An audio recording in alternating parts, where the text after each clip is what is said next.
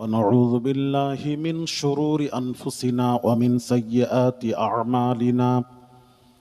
من يهده الله فلا مضل له ومن يضلله فلا هادي له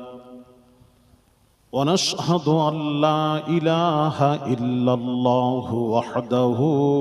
لا شريك له ونشهد أن محمدا عبده ورسوله أما بعد فقد قال الله تعالى في كلامه المجيد وفرقانه الحميد أعوذ بالله من الشيطان الرجيم